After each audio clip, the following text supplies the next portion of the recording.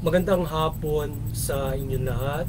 Ito po si Herbert Curia, author, promoter ng Human Rights Promotions. Ang boses ng Human Rights Promotions sa malayang demokrasyang ito. Kakibat ang ating pananalig sa ating banal na Panginoon Diyos, banal na Panginoon Kristo at gabay ng Kalingap na Galiban ng Santa Maria, mula sa isyong ating nakalap at pagbabantay sa mabuting pamamahala, patas ng hustisya at karapatang pantao ay hinggil sa issue ng Israel and Palestine Hamas war. Ilang araw ang nakararaan ng atakihin ng Palestinian armed groups na Hamas ang isang area ng Israel, particular yung kibbutz at saka iba pang area doon na kung saan ay nagdarao sa mga Israel o Israelites at mga ilang foreign nationals kagaya ng mga OFW, mga Pilipino, ng music festival at humit kumulang na nasa 1,300 na sibilyan, including children, ang namatay doon at ilang nasa mga kabahayan na inatake ng mga nasabing Hamas armed group. So yun, so sa ngayon ay ang ating tinungyang topic ay yung hinggil sa digmaan na nangyaring digmaan sa Palestine at saka sa Israel, na kung saan ay gumawa ng hakbanging malaterorista itong Palestine Hamas group against Israel, na kung saan ay sa isang music festival inatake nila yung mga civilian doon na nagdiriwang ng music festival at pinagpapatay nila yung mga tao doon, nilatarat nila ron at pinasabugan yung mga bahay ay pinasok nila doon sa mga lugar doon, at particular yung kibbutz na lugar at iba't ibang lugar doon, pinasok nila yung mga kabahayan at pinagpapatay yung mga tao. So yun yung kakonde-konde ng malateroristang attack na hakbangin na ginawa nung Palestine Hamas, at ito ay hindi makatao at ito ay inhuman treatment, o ito ay inhuman steps in making war. So kung sila ay nangipagdigmaan sa Israel ay hindi makatao ang kanila naging hakbangin. Ito ay isang teroristang hakbang.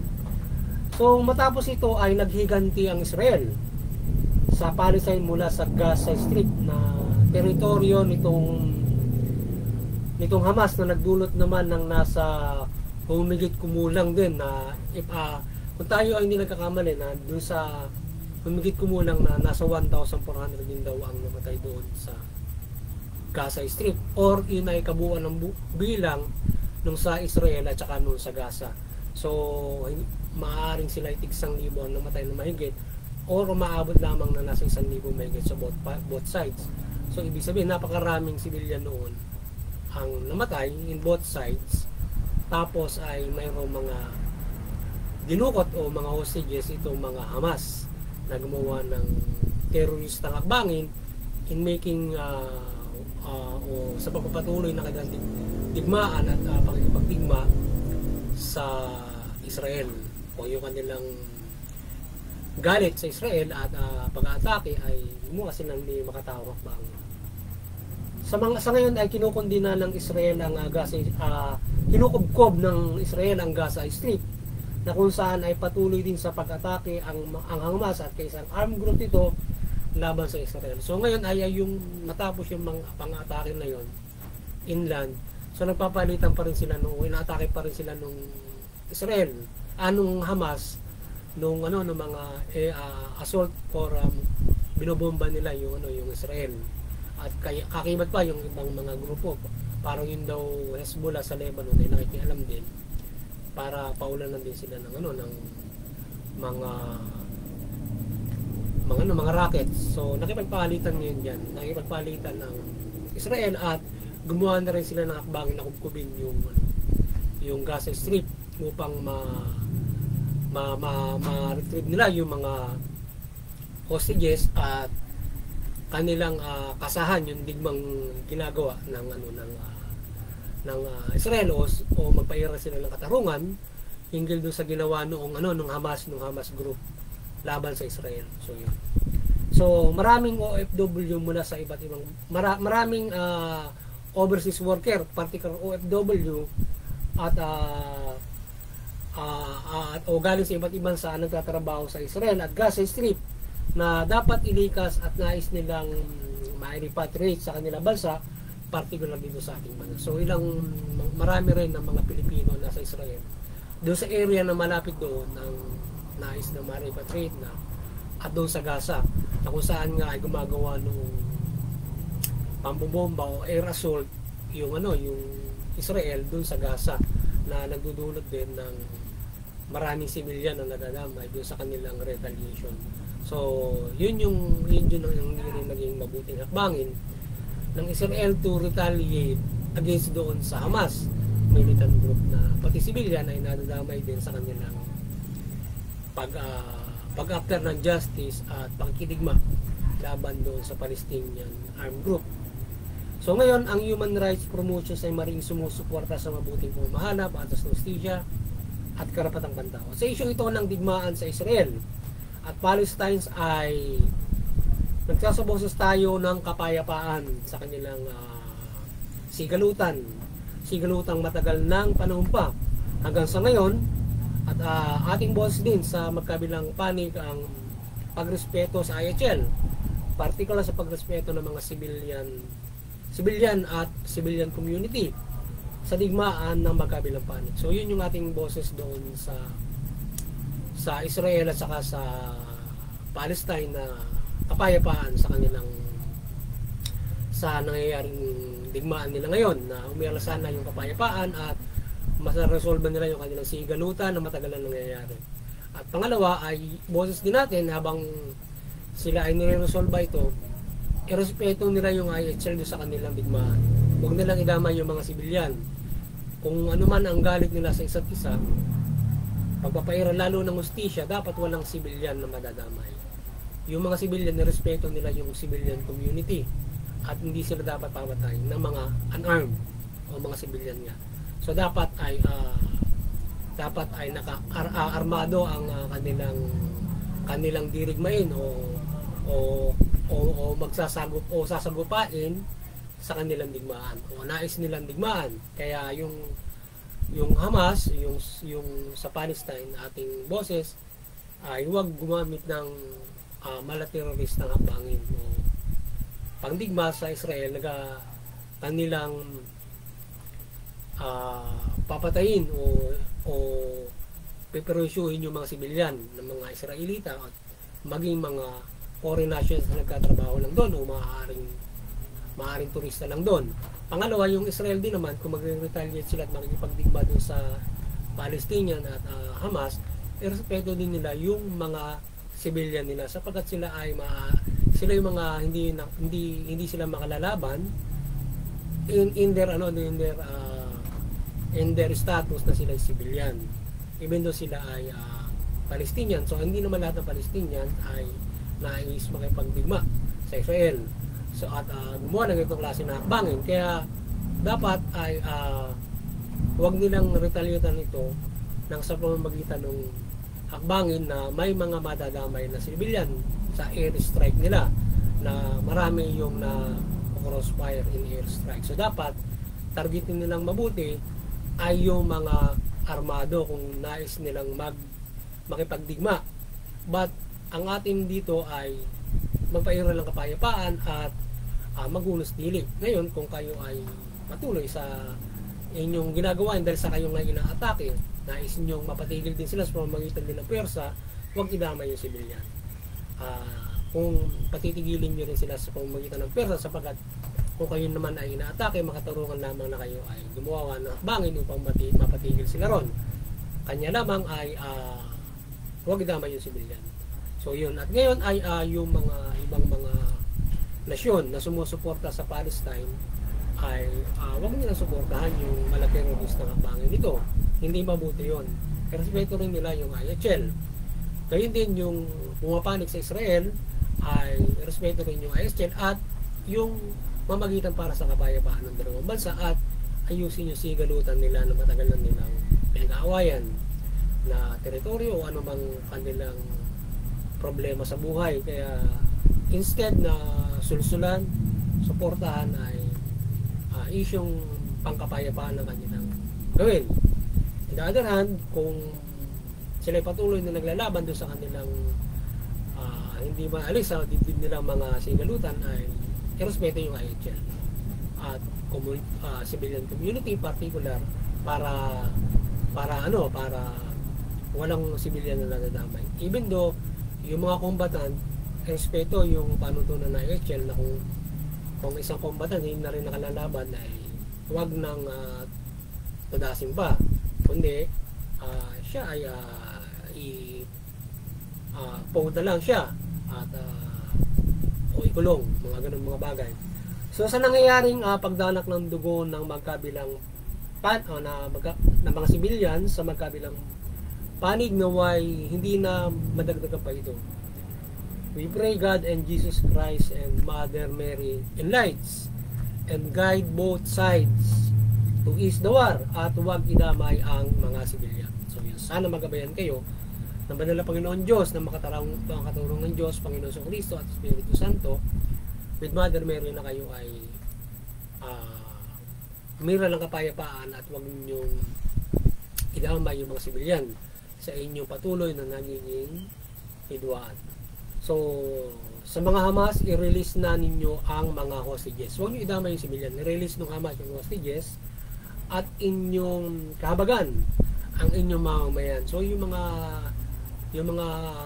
armed group ng Palestine, kahabagan nyo yung mamamayan nyo dahil sa sila ay nadadamay doon sa pakikipaglaban sa inyo. So, nakukuros pa sila. Pag in-strike kayo, sila nadadamay. At lalong-lalo na yung nangyayari ngayon, na para ma-release nyo yung hostages nyo, binalakiran ng Israel yung pag-supply ng mga kuryente yata yun, tubig at iba't ibang mga pangangailangan ng mamamayan ninyo. So sa gayon ay malaking problema yan. Kaya i-release nyo na yung hostages nyo para hindi na balakiran yung pangangailangan ng mamamayan. At kung kayo makapaglaban kayo ng wasto at na respeto sa IHL at hindi yung malateroristang hakbangin na pati civilian, ay bilaban natin yun. So respect IHL na huwag idamay ang civilian sa mga nasyon na at doon sa mga nasyon na pakikinggan ng Hamas ay inyong patigilin ito sa terorista nitong hakbangin at hindi ito maminsala ng mga civilian. Yung mga nations na maaaring maka-influence doon sa Hamas, Palestine Armed Group, ay inyong influensya na huwag gumamit ng teroristang hakbangin para nadigmay nyo Israel, idadami nila yung civilian ng mga Israelita. Huwag naman, pati mga foreign nationals kanilang nadadamay doon sa kanilang teroristang hakbangin na tinitiran nila mga civilian. Huwag naman balatan nila yung armadong grupo ng Israel at hindi yung mga civilian, para kung nais nilang digmayin yun at kung nais nilang mangyari sa Israel, pero para nakakontrolin yun o ano mang gustong hinayin, so magitan ng pagdigma doon sa mga militar at hindi so magitan ng papatayin yung mga civilian doon. So hindi naman sana nila dapat gawin yun. So sana yung mga nasyon na kaka-impluwensya ay wag gawing gawi o hakbangin ang civilian killing in employing war o anumang pagpapanais nyo ng mga iparating doon sa bansa na inyong pinagagalitan. So ang lahat ng mga Israelis mula sa nananalig sa ating Panginoong Jesucristo ay maging matatag sa inyong pananalig. So yung mga Israelita na nanampalataya sa ating Panginoong Jesucristo, maging matatag kayo sa inyong pananampalataya at manalig yung hindi pa nanampalataya sa Panginoong Jesucristo. So maliban doon sa nanampalataya, yung mga hindi nanampalataya na mga Israelita, kayo manampalataya sa ating Panginoong Jesucristo at malagpasan malagpasan ito man nangyayari ito at magkaroon at maligtas dito sa mga pangyayaring ito at maging sa itinakda sa inyo ng ating banal na Panginoon Diyos na nagkaroon siya ng itinakda para sa inyo dahil nga doon sa ginawa ng inyong mga ninuno na mga hindi nanampalataya sa Diyos at Panginoong Kristo. Bagamat kayo ay hindi kayo sinusupa ng Panginoon Diyos, kayo ay mahal pa rin niya bagamat mayroon lamang siyang gusto mangyari sa inyo. So ngayon ay doon sa mga naitalaga ng Panginoon Kristo na nanampalataya na dugo sa ating Panginoon Kristo, Panginoon Diyos sa Israel, kayo patuloy na manampalataya at ikayatin ninyo ang buong Israel sa mananampalataya sa Diyos upang kayo protektahan sa mga bagay na ito at sa mga darating pang kinabukasan. So, protektahan kayo ng Diyos at Kristo Jesus sa inyong kinaharap. Keep faith and have faith in God through Jesus Christ. So, yun ang dapat gawin ng ating mga taga-Israel, yung ating mga bilang mga pinili at pinili ng ating banal na Panginoon Diyos na kanyang bayan. So, yun. Kaya kaya kayo ay magbalik loob yung mga hindi pa nananalig sa ating banal na Panginoong Kristo. Kayo manampalataya sa Diyos at Panginoong Kristo. Yan. At kayo ay ingatan niya sa mga itinakda sa inyo at sa inyong pang-araw-araw na pamumuhay hanggang sa dumating yung panahon nila. So naway puspusa naman na trabahuhin ng ating pamahalaan mula DFA at iba't ibang sangay. Ayan siya ng pamahalaan na maasikaso ang ating mga kababayan sa Israel at Gaza, especially itong mga napas lang ng mga Hamas. So yun. So sa ngayon yata ay mayroon ng mga hakbangin yung ating pamahalaan para tulungan yung mga OFW at salamat, sana patuloy niyo paigtingin yan para maligtas yung ating mga kababayan na mga na nais na makauwi at matulungan sila. At ano masuporta may bibili nila doon sa mga nandoon pa na maaari nasa safe zone sila ngayon na mga kababayan natin, pati doon sa nasa Gaza. Yung iba raw doon nasa safe zone sa UN. So yun ang ano ron, kaya sana sila ay verify na usuroon at sila ay makalagpas dito sa nangyayari nito at patuloy sila makapagtrabaho sa kinabukasan. So suportahan din ng ating pamahalaan ang kapayapaan sa magkabilang panig at buong mundo. So muli, suportahan ang pamahalaan ng ating simbahan at bansa na maging tanglaw sa pagpapairal ng kapayapaan sa buong mundo at mga bansa. Sana yung ating bansa, yung ating pamahalaan, suportahan yung kapayapaan sa magkabilang panig at hindi na magsulsul pa o makikampi pa para digmayin yung mga Hamas, kundi sana magpairal kayo ng kapayapaan at yung sa boses na lamang ay yung pagsunod ng IHL ng magkabilang panig. Yun. At panawagan na i-release ng mga Hamas yung hostage.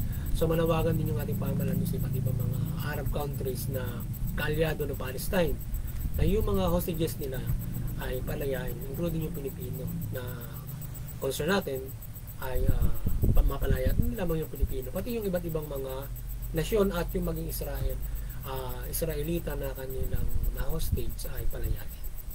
So, ang kapayapaan ay umiral sa buong mundo mula sa Israel at Palestine war, maging sa digmaan sa Russia at Ukraine at iba't ibang bansa, maging yung internal conflicts sa iba't ibang bansa, maging Pilipinas, internal conflicts ay umiral yung kapayapaan.